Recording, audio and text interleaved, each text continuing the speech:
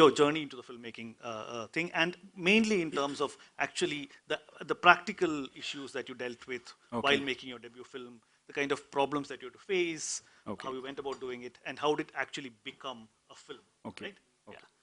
So how did I end up being a filmmaker? I think that goes way back into early 2000s when I started making short films. Okay, with the idea of being a filmmaker, and I think yeah, we started. I was in a full-time IT job. I was a software engineer, so I used to make short films over weekends.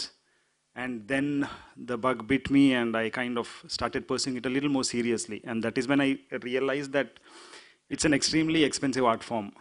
Okay, and like a painter can just paint on his own, a musician can do his own stuff, but so that kind of made me take a back step. I did not plunge into filmmaking full time, but yeah, I took a long break from filmmaking, and I was fortunate to find a producer who was a friend of mine, who is a big actor, and also is supporting a lot of newer, fresher voices. So kind of he reached out to me saying, he remembered me from my short film days.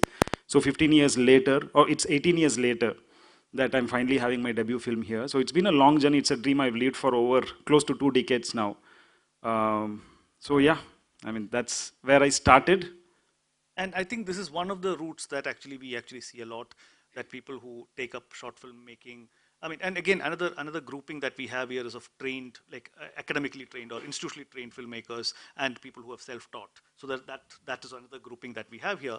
So many of the people who have not been to institutions of filmmaking often start off like this. And I think Fazil also has a similar story. Fazil might speak in Malayalam, and I'll translate for him. And for Anais and Sophie, if we need translation, there's Pratik who will translate. Yeah. Thank you, Ridish. Actually ഞാൻ എൻ്റെ degree പഠന സമയത്ത് ഒരുപാട് ഫെസ്റ്റിവൽസും അതുപോലെ ഒരുപാട് സിനിമകളും കണ്ടിട്ടാണ് cinema ചെയ്യാൻ തന്നെ പഠിച്ചത്. അതിൽ പ്രധാനമായിട്ടും ഞാൻ കോളേജുകൾ നടത്തുന്ന സ്പോർട്ട് കോമ്പറ്റീഷനിലെല്ലാം അറ്റൻഡ് ചെയ്യും. ഒരു ദിവസം കൊണ്ട് സിനിമ ഉണ്ടാക്കാം, 3 ദിവസം കൊണ്ട് സിനിമ ഉണ്ടാക്കാം. അപ്പോൾ വളരെ ചെറിയ സമയം കൊണ്ട് നമുക്ക് സിനിമ ചെയ്യാനുള്ള നമ്മുടെ ആവശ്യമായി മാറും അത്. അപ്പോൾ നമ്മൾ അങ്ങനെ പഠിച്ചെടുക്കും. അങ്ങനെ ഒരു 3 വർഷത്തെ എക്സ്പീരിയൻസിന് ശേഷമാണ് ഞാൻ ആദ്യമായിട്ട് എൻ്റെ ഷോർട്ട് ഫിലിം ചെയ്യുന്നത്. പിന്നീട് ആണ് സിനിമ ചെയ്യാൻ ഒരു 5 വർഷം എടുത്തു ആദ്യ സിനിമ ചെയ്യാൻ. I'll translate this and let him continue. What you're saying is that while he's studying, he's trying to actually get into filmmaking and so on, studying college. And one of the things that he would do is to participate in these competitions that various colleges would make, what he calls spot filmmaking, like make a quick film and kind of do it. So which also he thinks gave him kind of a training in actually organizing his work and so on and so forth in a quick kind of fashion. Fazil, also about how did you find the producer? How did you? I mean, Fazil has made a short film before, 2 short films before, one of which I've seen.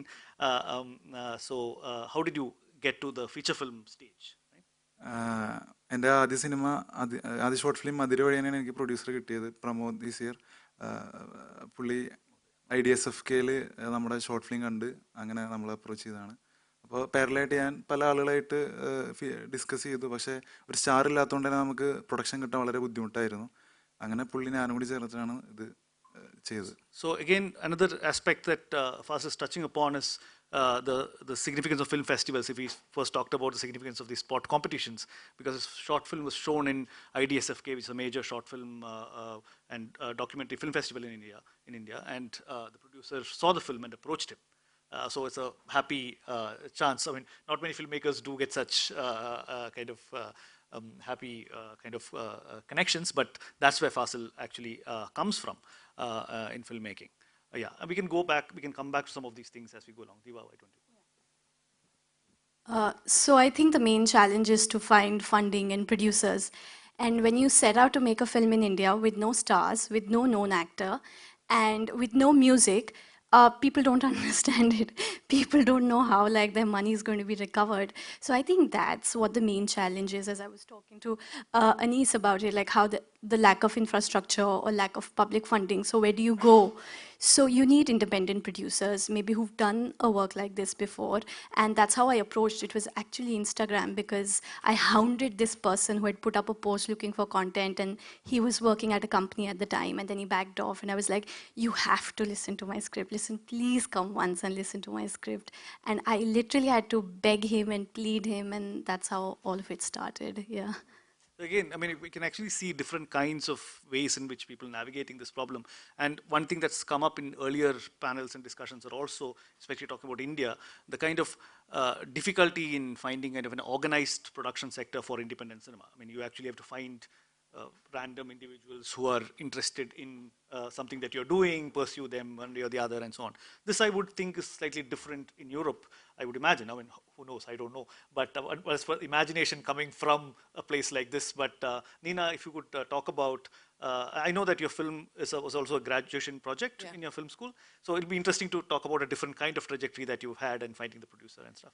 Yeah, so I don't know for the rest of Europe, but in Serbia too, it's very hard to find someone, especially when you're just up and coming, when it's your first feature, it's nearly impossible. So the way we did it, because I kind of knew that, and in the back of my head, I didn't want to not make my film.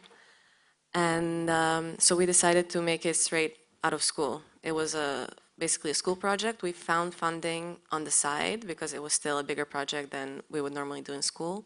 But we did it very in humble conditions and with people that I knew and that I went to school with. And then the actors came a little bit later, and we had some really, I would say, known actors that accepted to work in those conditions because they liked the story and because they were passionate about it, but at the same time they could afford it because they still worked on bigger projects. So again, a different route again. Anais, what is your kind of trajectory to making your debut film? So I began as an actress, but I didn't like this job because I was depending on other desire, not my own desire. So, but I didn't have any money to write and to make my own film. So I have to continue to work as an actress. But finally, I have a huge accident on the road during a shooting. A motorcycle hurt me really badly. And then I go to the hospital and I have indemnity. And so I was thinking to myself, if I have indemnity, I can write my own film. And it was my first short film, and then find a producer. And then in Europe, especially in France, we have the CNC. It's a public funding. And so I was thinking at the hospital when I was writing that I will be find the producer and then go to CNC, and everything happened as I planned it. So it was really great. And after I did 3 short movies, and then I was looking for a new producer for my feature film because I want a new producer, but there were coronavirus. So I have to wait 1 year because nobody wants to read my script because we were thinking it was the end of the world. So I have to wait, but after 1 year, a producer read my script and it was okay, and we go to the CNC and other stuff like that. It's interesting when we start this conversation, especially about filmmaking and how everybody made the film. We are talking to a set of people who've made the film, right?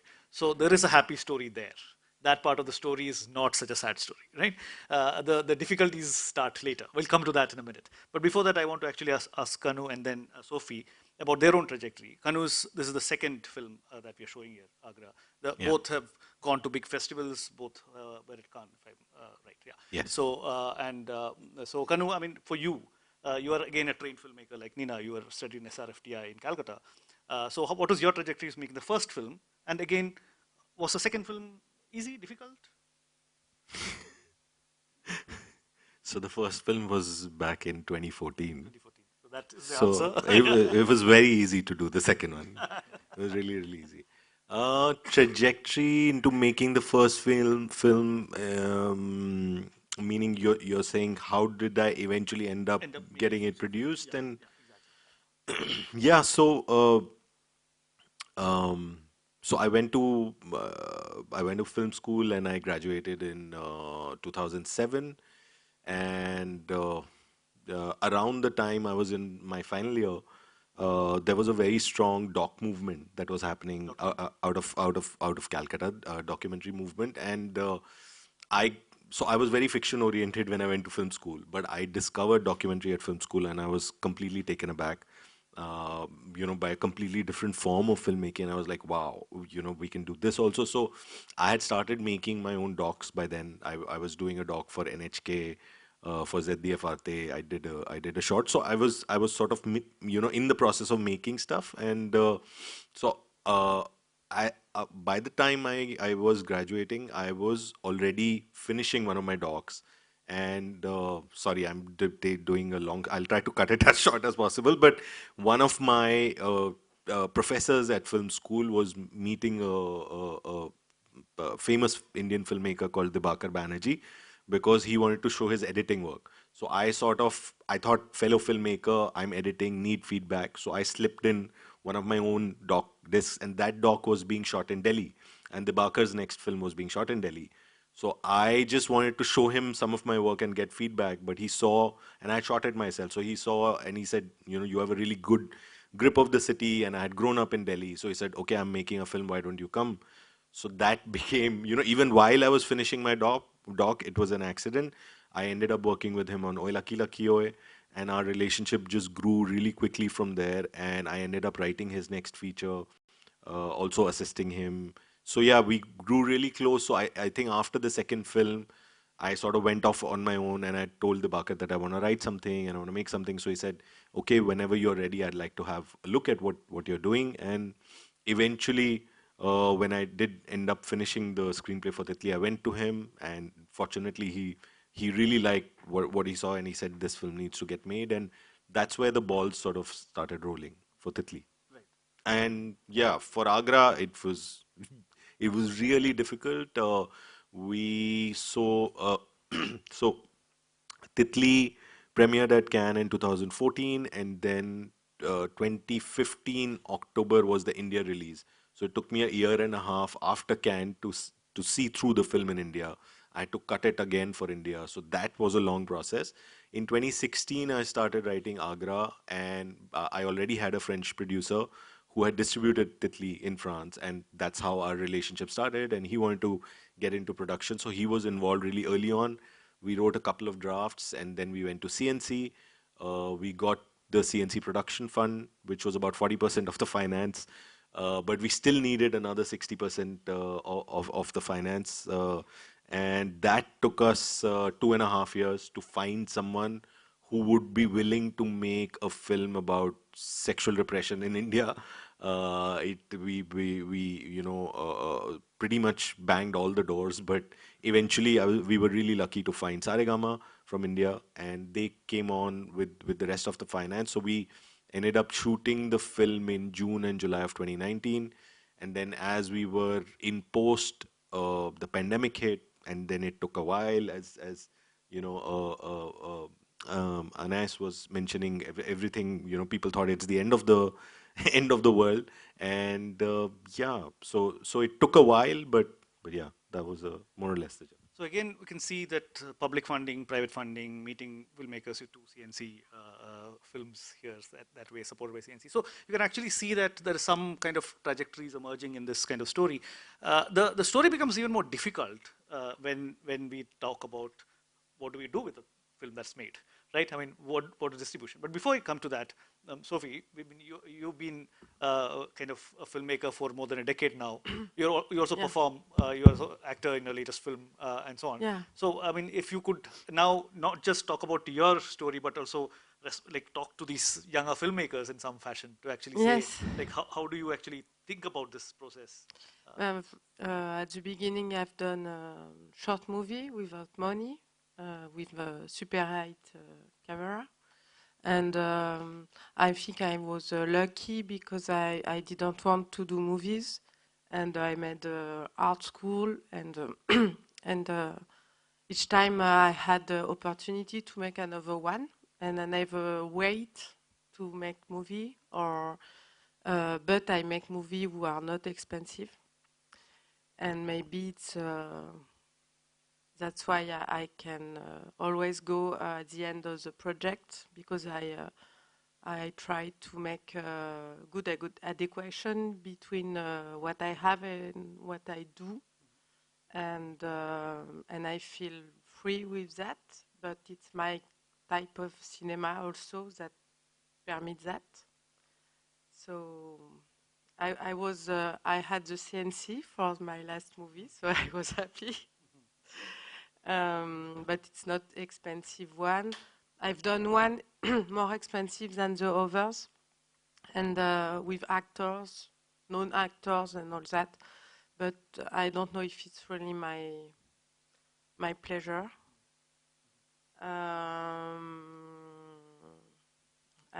I feel we are very lucky to do that.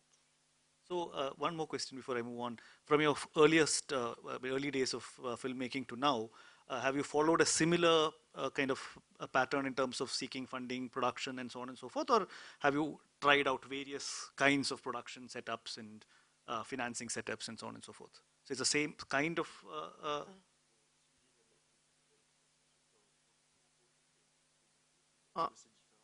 No, each movie is a dispositif of financing, but writing, shooting, each time you have to think. I have to think the whole things and to be coherent. And sometimes I had a producer who called Emmanuel Chomet, who I made a lot of movies with him. This time I produced myself alone. The next one I'm going to do co-production. Each project has to. I think it's very the link very straight between the movie and the production, and it's very important to think about that, not to put the money everywhere. So was there a reason for you to think that this particular film, the one that we're watching at the festival this time, you will produce as opposed to the other films? What was the reason for that choice? Yes, I think I was very happy to do it by myself, just to do it by myself, because sometimes artists can be like infantilized, and and women especially. So I wanted to do it myself and say everybody have to trust me, because I can produce the movie myself and not spend money everywhere, and do it till the end, to the beginning till the end, without somebody who tell me what to do. And I think, and I was happy too to have 100% of my movie. But it is also a métier, a profession. So I have to admit that there is things like strategy or political films I'm not very fond of. So it's better to have a co-producer. So while making Voyages to Italy, do you think that compared to your experience with other producers, was it easier for you, difficult for you, in a very practical sense? In the fabrication, it was nearly the same, because I make like artisanal. Artisanal, yeah. Artisanal. Yeah. So even when I had a producer, I was making a lot of things myself. So it was nearly the same for the fabrication. The problem is more festival, sellers, all that. That's what I'll come to next. Yes. So that's precisely what I want to go to actually next. I mean, making a film is one thing. I mean, what do you do with a made film is the next significant question. So, and many of the times when you're making a film, we might not be really thinking about that when we are actually starting off the making, because it's a passion project. You want to make a film, but the reality hits once the film is made. So again, we'll start with the same order, Sumant. I mean, what were your thoughts about what will you do with your film? I mean, did you have a plan, or did it just happenstance, accidents, things? Worked out, not worked out. How was it? I Yeah, hope you'll say worked out because we are here, but how I wish. Yeah, but being a first-time filmmaker, I think we have the advantage, if I can call it that, of not being too bothered about the eventual commerce of the film. At least we'd like to believe it is that. It started out like that. Like I mentioned, I was very, very fortunate to already have a producer on board, trusting me completely with the initial, just the one-line idea that I had. He said, "Go ahead, make the film." But I have always had this aversion towards kind of why would somebody put in so much money into a film that I want to make? That's my personal form of expression. That's a story that I want to tell. And but then, yeah, when you have a producer trusting you completely and saying, "Go ahead," kind of we jumped into it. But also around the same time, there is this new wave of independent cinema coming through in my language, Kannada. Okay, there's a fantastic film called Pedro that came out a couple of years back, and then there is a film Shivamma that again traveled to festivals and won festivals abroad, showing this time. which is showing this time in competition. But the reality being, they are also struggling to find a platform. Neither the theatrical release nor the OTTs is happening. So that somewhere is playing around in my head even when I'm making the film. So constantly when I'm making the film also, I'm questioning myself saying, okay, where is this film going to go other than festivals?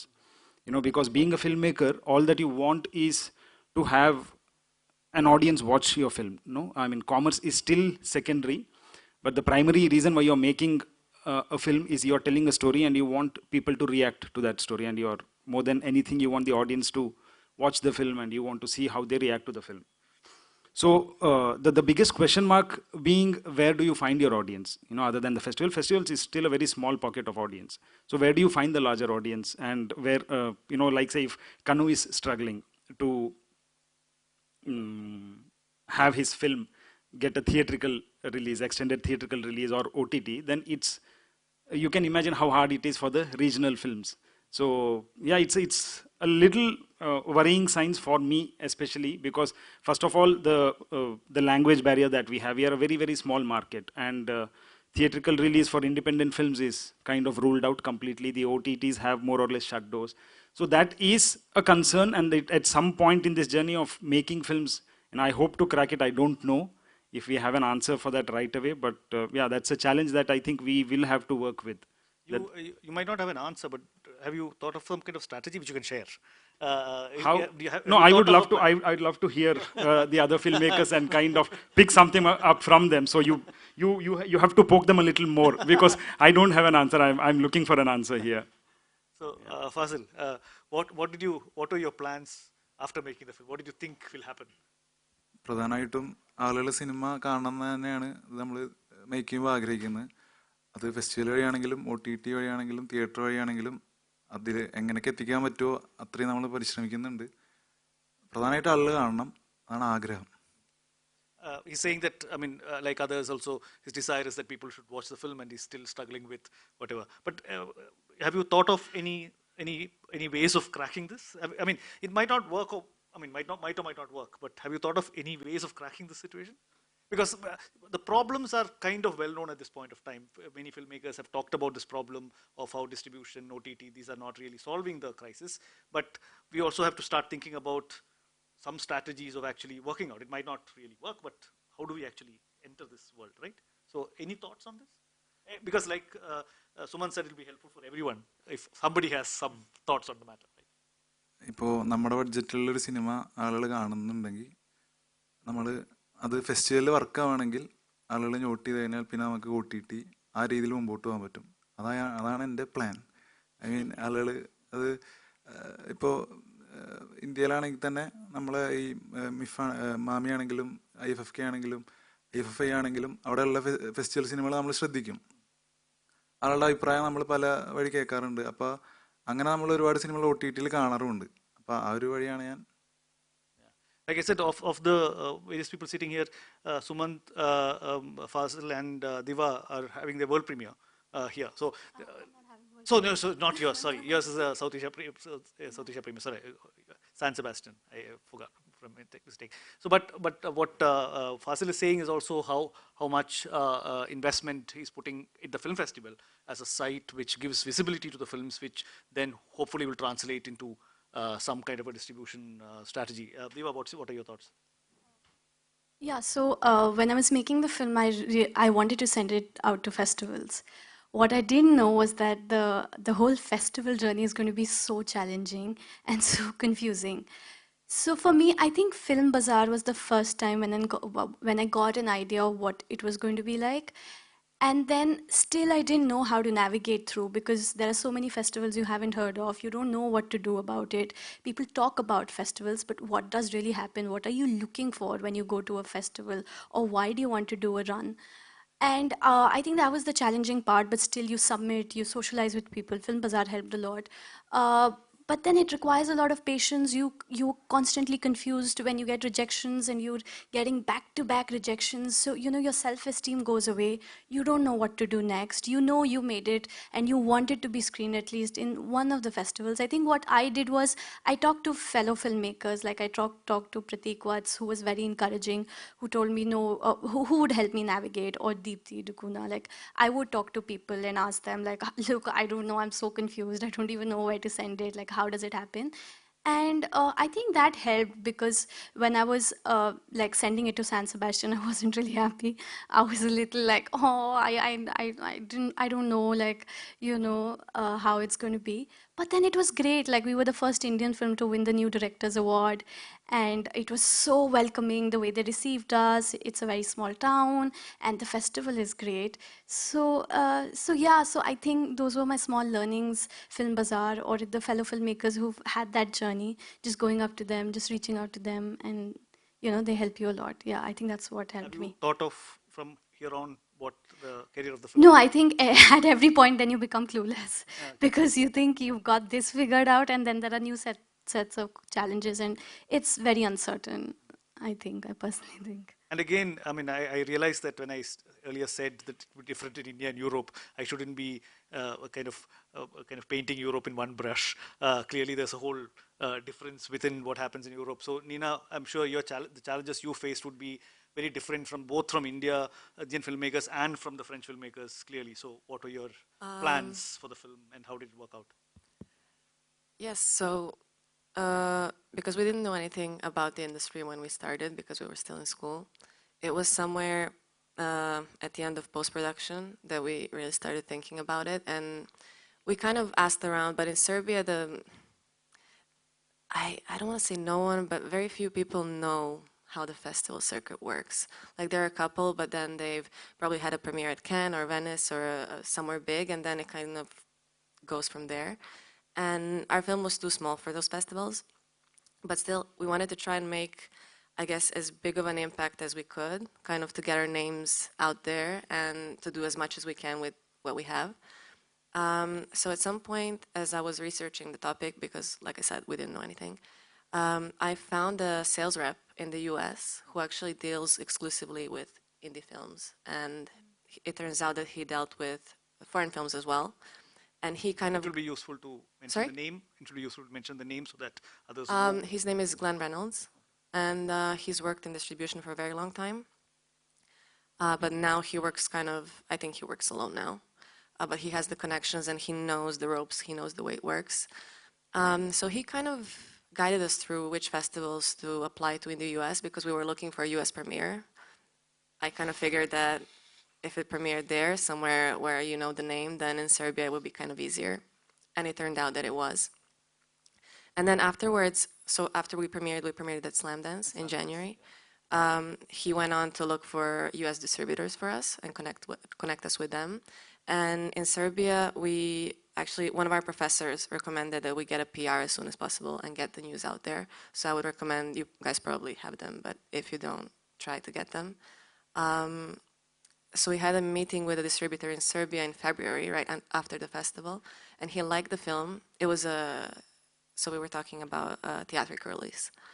And he liked the film, he liked it very much, but he honestly said that he didn't know what to do with the film, that he didn't know how it would attract an audience, and to see... Basically, he told us to come back when we have more festivals and more awards, And we were lucky enough that that happened for us. So now we're getting a theatrical release in like a week. We're starting in Serbia. And we ended up signing with a US distributor, but we're going, I think, straight to VOD and maybe then some platforms. I don't know. Hopefully by the end of the year. So, I mean, one of the things would be for all of you to also kind of look at these patterns and see how one can learn from each other and so on and so forth. I would like to move to Anais now. And I'll actually come to Kanu first because I want to ask a question to both of you together after that. I'll come back. Yeah? Okay. Yeah. So, Kanu, your kind of distribution strategies of film from when you made Agra to now, from when you made Titli to now, how has it changed? How has it evolved? What can you actually tell these young filmmakers about this kind of strategy? So with Titli, I was really lucky because Titli was financed by one of the biggest studios in the country. It was Yashraj Films. So I didn't have a distribution battle. They did make me do another cut of the film because they thought it was too dark, what the can cut was. So all I had to do was do another cut of the film, which I said, okay, if you feel the film needs to be in a different form for India, shape for India, let me do it myself. So I did that. But the limited theatrical run that we got was always sort of on the cards. And then the only reason it got onto a bigger OTT platform was because it got bundled with the studio's bigger films. Otherwise, I think it could have been harder for a film like Titli to find a home. But it was because of that heft that it went. So I think one of the ideas for smaller films that can be played out is to find a bigger backer who has a broader bundle, and sometimes smaller films get bundled in with bigger films. So that's one way to do it. Yeah, and Agra, yeah, I mean, we don't know. We'll see. We'll see what happens with it. But I mean, the problem that you mentioned, I've been thinking about it for quite a while, and the idea that sort of I've been forming in my head is not a new idea. It's just a slightly different take on an older idea. People have done it before this, but I feel like if distribution is the problem, then we have to attack distribution in a way where today, I think there is a very pressing need for an OTT platform that is dedicated to independent cinema, because the bigger OTT platforms have sort of moved on. The story has moved on for them. The initial phase where they were getting their subscriptions from the bigger 8-tier metro cities, where their perception of the audience is that it's a much more intelligent, intellectual audience. That time for them has passed now. They've moved on. They want the subscriptions from the B centers, C centers. And again, their perception is that the audiences there want dumbed down Bollywood kind of content. So that doesn't take away from the fact that we have a really deep rooted film culture, and we have a tradition of telling some really, really important and significant stories, and that is not going to get eroded very quickly. I mean, we have a set of voices here. We have at least 100 films playing in the festival, if not more than that. So I'm saying the supply is there, and the supply is there. I mean, if you look at the audiences that are stepping in to watch these films, you can see that the demand is also there.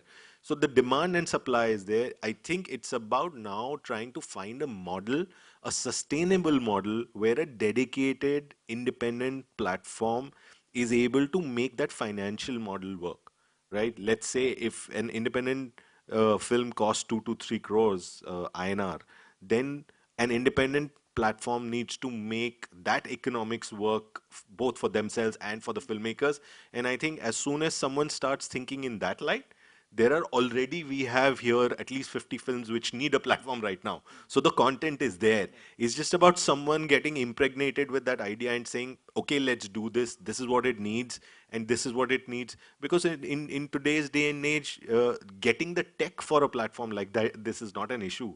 You can easily get the tech going for 15 to 20 crores. It's not more than that. So I guess what I'm saying is it's there. It just needs someone to bring it all together and put it there. And I feel it has a fairly good chance of being successful, just if the economics is worked out.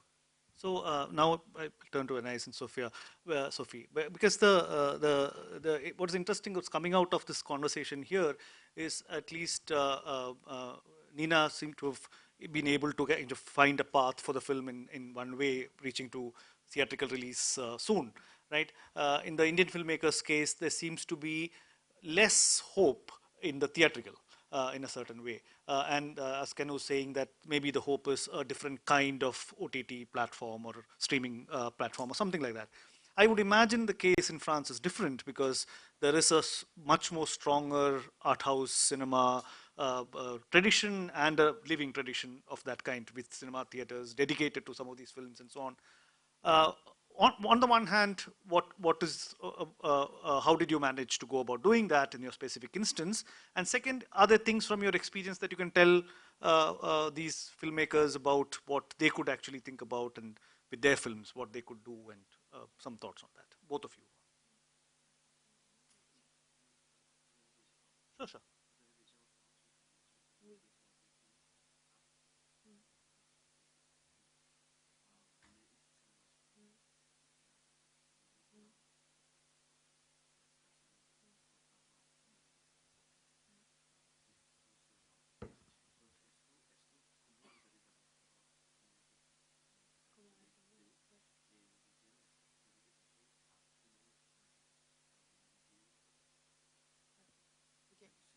So in France, when you are in pre-production, it's better to already get the distributor and the international sale involved in the process, because they put money in pre-production. They give to the film some money, and so it's really different as Indian process. So as they are involving at the really beginning of all of this huge adventure, they are there during the process of filming and after, and there.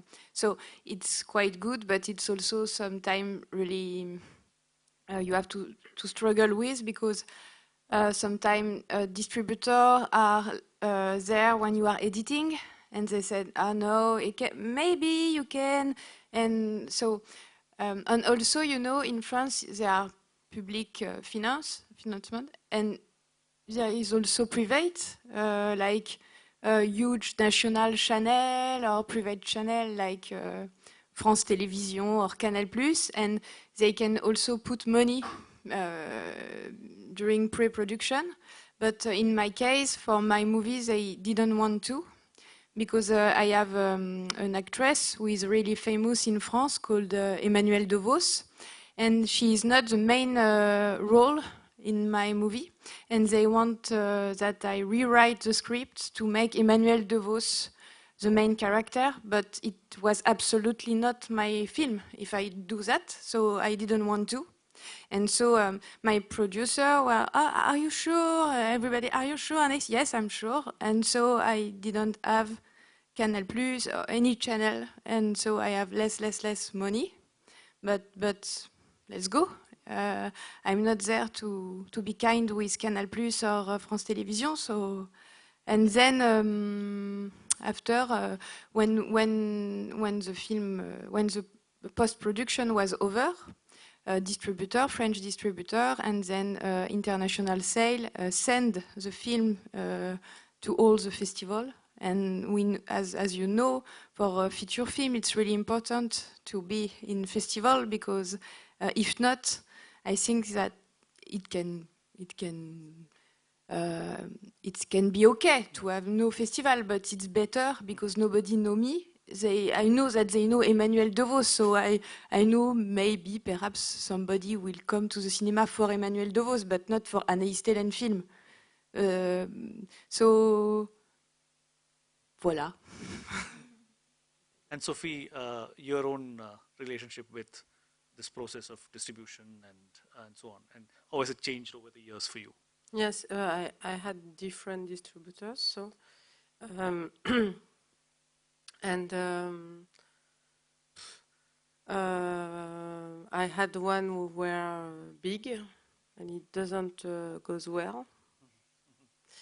That's why I think I wanted to make my own production, and at the beginning I didn't want to have a distributor at the beginning, and I chose to take it after, but I think it wasn't a good idea.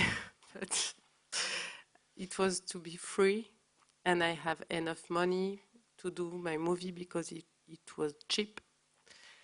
And but uh, I don't know what to say about that. I think it's very precaire, Precarious. precarious, and it seems that people are going back to cinema in France, but we don't know. Maybe a lot of things are going to stop about subversion. So I think we have to adapt ourselves to what we can do or not, and perhaps in the platform it would be good to make like a CNC for the platform, and that independent movie can really be on some platform, because I think it's not. I'm not obsessed with the screening place, and there is not such things even in experimental video, or maybe it would be great and make the artist more free, like the YouTuber and all that, but with independent cinema. I don't know, perhaps it's a good idea. If everything disappear, we can do that. There are a few things I would ask maybe after I open up, because there are interesting connections even in the kind of thematics and so on and so forth between films that have come from very different kind of contexts, which I'll come to in a minute. But before that, I would like to open it up to ask if there's any questions from the audience. Yeah. Very good afternoon to everybody. My question is to open to everybody, but specific to Kanu, Sumant, and Fazil. Now, what are the chances for independent filmmakers in getting to state film awards or national film awards and state subsidies accessing, or some film policy like in Karnataka and Kerala we have got state film awards also and subsidy also, if I'm right? So what are the chances for independent? Any struggle or any feedback I want? Thank you. So all the four, Diwa, all of you can answer this question, four of you. The question is about state support basically, in terms of awards or subsidies and so on. And what are the difficulties in India? So clearly there is a public finance thing that we talk about in France. I mean, not so much for Nina as I understand. So what is your story also would be interesting. Is there a history of state funding of cinema there that you could access? So I will maybe start with, maybe I'll start with Nina first and then we can come back. We can hear from all contexts, that'll be useful, yeah? So how we fund films in Serbia? Okay, especially state states are funding. Well, we have got here in India, even central government, whatever union government, they also annually give film awards across all the languages or all the states. Okay. Some particular states also, they will, for the benefit of filmmakers, they will call for annual state film awards, which also have some cash prize and for some subsidy also. Yeah, those kind. Not before making, I'm not saying in pre-production, after finish, like festival circuit, even for awards, the makers will submit their films, okay, and there will be a jury of panel. If their films get selected in 1, 2 or whatever the various category, they are entitled for some prize money also, cash. Those kind, I am saying. For independent. So after? So he's making a distinction between state support for production, okay, and state support after. So you can talk about both. State support after in terms of, in the case of India, there's mostly awards or subsidies and so on and so forth. So both, you could talk about both. Both are important. So films in Serbia are mostly state funded. We have a national film center, and I think a couple times a year they open it up and you can submit your script for different categories. But the truth is that the money that they're awarding there is not enough for a film. So most people turn to Europe and to co-productions with France or with Luxembourg, Italy, wherever they have partners. And then that takes time, because you have to then go to France and ask them for funding and wait for the cycle to finish, and then you see where you are and how much you're missing. That's a very long process, and not many films actually get made because it's so complicated. We went around it. We did get a little bit of state funding, like the sixth of our budget was state funded, but that was for a student film. A sixth of the funding. Yeah, but that was for a student film. And as students of the university, we have the right to apply with our final thesis project for some money, but because it was supposed to be a short, well, most students make shorts anyway, and then they kind of give money accordingly. So we had to go around it, and we found funding. We actually pre-sold our TV rights so we can fund the movie, and that's how we shot it. And the TV is also state TV? Yeah. But they don't. That was the 1 year that my producer, I wish he was here to tell you the story. He tells it far better than I can. But he approached them, and he kind of hustled them into kind of buying them for a little more than they probably would have now. So, yeah.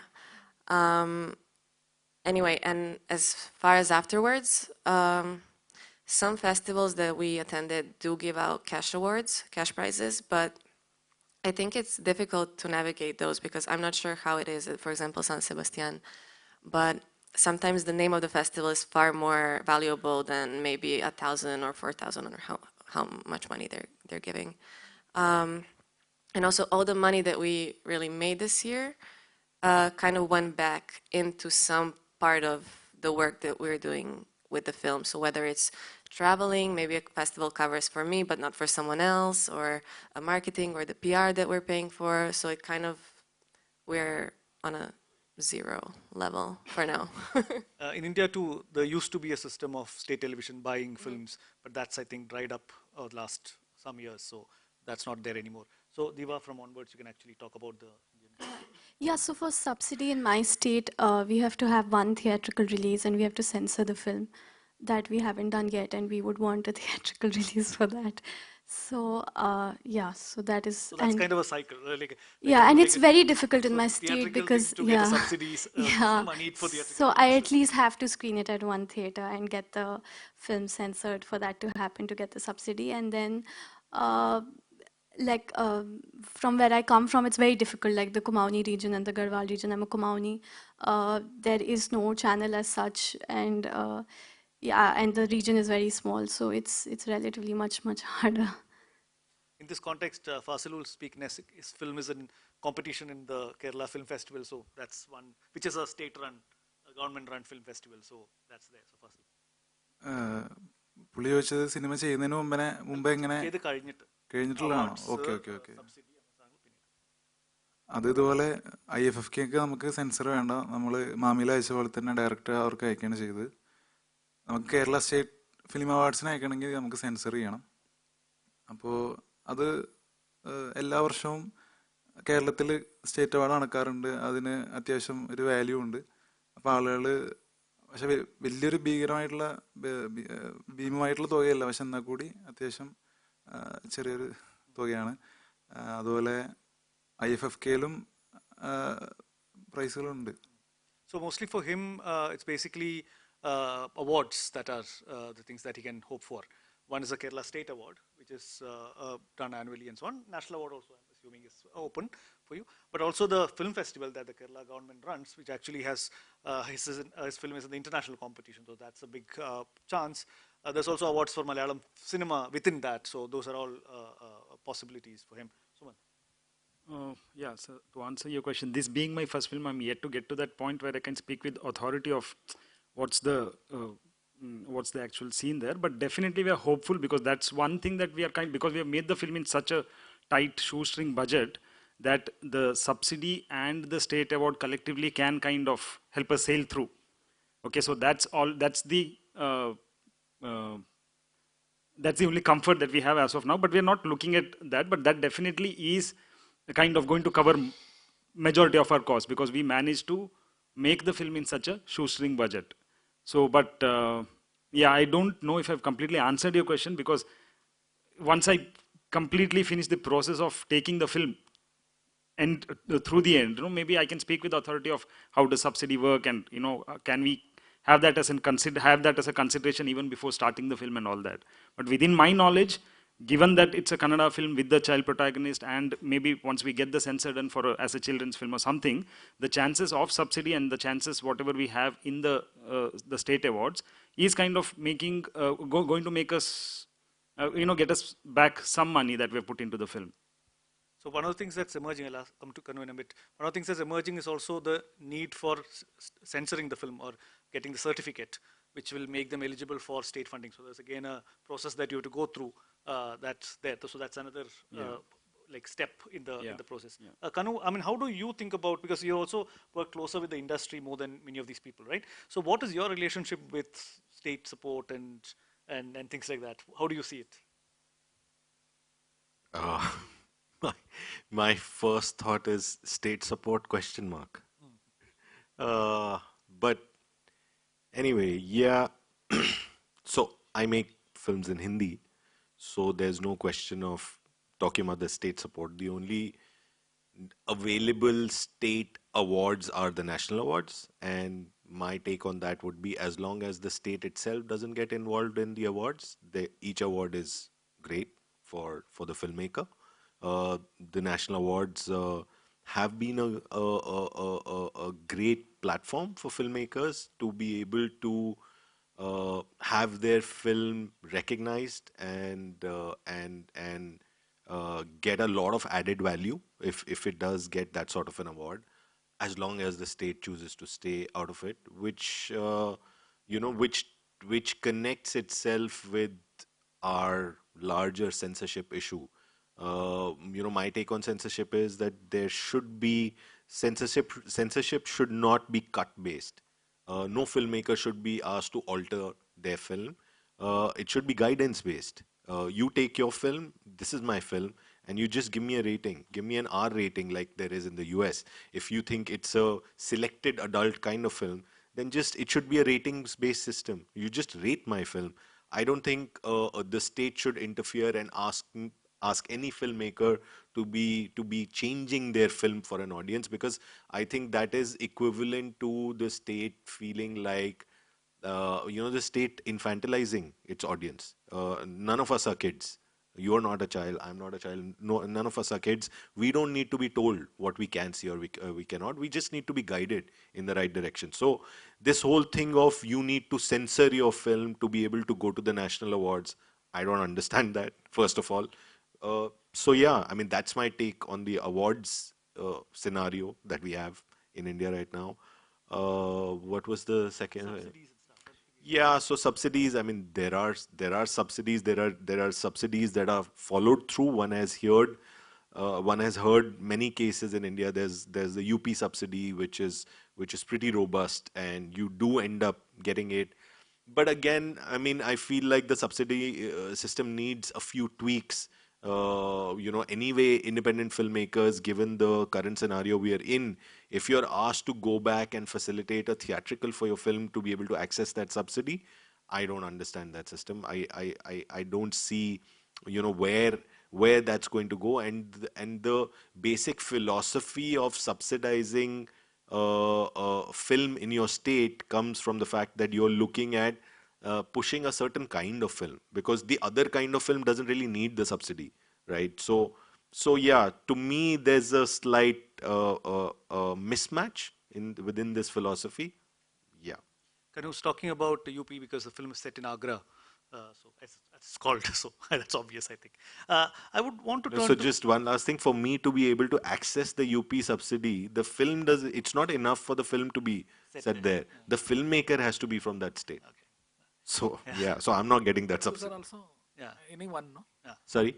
Either director or producer, any has to be the state origin, if I'm right. Possible, yeah. And I will ask Anais and Sophie also about this. The imagination that in the world of filmmaking, especially coming from India and other places, is that Europe, continental Europe, especially France, there is enough state support. You're all having a good time getting money, and this is the imagination that's there. But clearly, there'll be a history. There'll be changes that's happening because policies everywhere are being kind of changed. And there is changes from earlier systems and so on that will be happening in France too. So what is the condition in France today when you think about state support, both in terms of production and in terms of distribution or awards and all kinds of anything that will help you get your money back, so to speak? But yes, yes, with the price. But from my part, it was special because I made 2 movies with the price, but it's very cheap movie, like Les Coquillettes. It was 30 000 euros for the shooting, and it was financed with a price with another movie. I had a price, and so I can put it in the shooting. After, for all the post-production, it was more expensive because it was all post-synchronized. But and another price I put, I had a pellicule. It was a long time ago, like pellicule, Kodak. Kodak. It was Kodak. Film, Kodak film. Yes, but.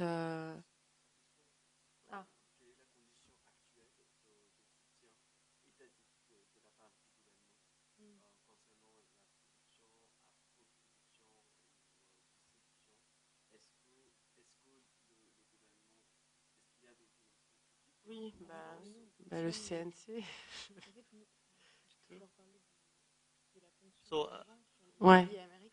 and he's already mentioned public television as Yes. one possibility. Yes, Yes, and when you go to see a movie in France, you go to the movie, there is a little part of the ticket, even if it's an American movie, there is a little part of the ticket who go in a box, and the box is to finance independent cinema. yes, It's it's CNC. CNC. That's, So that's that's how the CNC money. it's not government money, it's independent. CNC is independent. Yes. It's not from the and government. les régions aussi. Yes, and all the region. Like, Yeah. you know, in France, it's really important. There are huge differences between region, and each region can give you can give to the film money. But everything is not like we are not like a rich director making film really like no, absolutely not. In my case, I have to say no to all my. I didn't been paid since 2 years for making my film, so it's not like. It's not so easy. Because also all the salaries, les salaries, yes, all the salaries are really high in France. You know, so lots of the money is going for the technician and all that kind of stuff. So we're not so à l'aise. Je sais pas comment on dit. So We are not so comfortable. Kanu wants to ask a question about. So I also, because I got the CNC funding a few years back, but now recently we've also been hearing about the potential revamp of the public funding for cinema and how the CNC funding might be potentially reduced. I was reading a piece just last week in The Guardian, which was speaking about the newer conversation that is rising around public money support for cinema in France. So could you tell us a little bit more about that, about what's happening with that? I noticed, but well, yes, there is a changement because I'm not a specialist of that, but I think they want to open the CNC for movies who make more money, but it's not the goal, in fact. Well, So So that conversation has already started. It's yes, they change the type of commission and the people inside, and so they it's true. And so they look if the movie is going to work or not. So if he works, he doesn't need the CNC. So the end of something. no. Okay. Any other question from the audience? Yeah.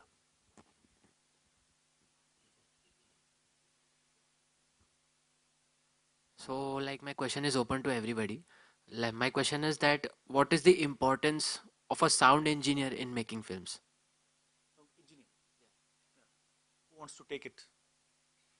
Are you separating the designer from the engineer? What do you mean when you say sound engineer? Like Like, artist designer. So yeah, sound designer design. or like sync sound. Like these are the two. Like, what So, is the connection so you, between them? yeah. So significance of Significance, yeah. sound design. Who wants to take?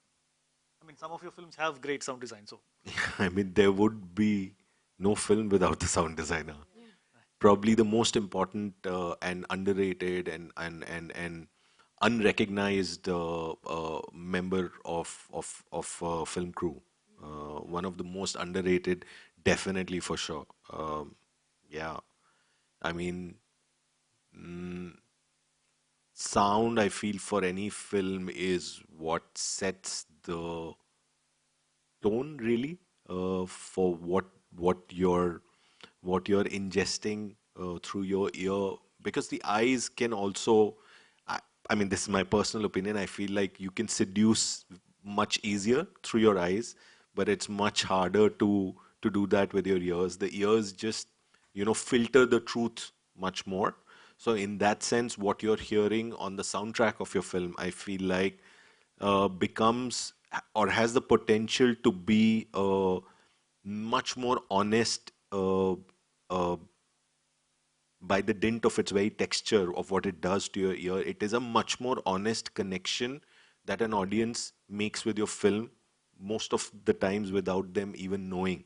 So the sound design is, has that connection with the audience. So yeah, I feel like it's invaluable to have great sound design for your film. any other questions? So I just want to flag one thing, and then probably we can close the session. It's something I noticed. I mean, initially when I was told that I'll be doing a panel with all of you, I was like, okay, how does this set of filmmakers come together? I mean, what's the way in which I can connect them together? And then as I thought about your films, something's very interesting kind of emerged. One of the things I thought, for example, in Kanu's film, Sumant's film, Diwa's film, and Nina's film, is the sharp relationship with place, with the location, with the place, with some kind of an intense relationship with the kind of spaces that the characters occupy, and the way the space becomes very central to the story itself in a certain manner, which I thought was very interesting, again, cutting across places. Again, I thought that Fazil's and Nina's film has very interesting, strong women protagonists, and the story is told through them, their narrative in a particular way. And strangely, following slightly kind of a caricature of France maybe in our heads, both your films deal with art in interesting ways. Sophie's film actually is referencing Rossellini and that tradition of filmmaking in a certain manner, taking on that history. And for you, art making is very central in your film, in a nice film. So it was very interesting to actually see. I'm just saying this. There's no question here. I was just thinking that there's very interesting ways in which kind of films talk to each other, even when like you are actually randomly put together, so to speak, right? I mean, then you realize that there are concerns which are much more larger, which are talking to each other, which actually connects these films, and which I think is fantastic. And film festivals are a space where you actually discover such strange coincidences and strange connections. Anyway, if there's no more questions from the audience, thanks a lot. This was a very interesting conversation. I hope future filmmakers and others would find this useful. Thanks again. Thanks a lot, and good luck with your films and the future of your films and your future films. Yeah, thank you.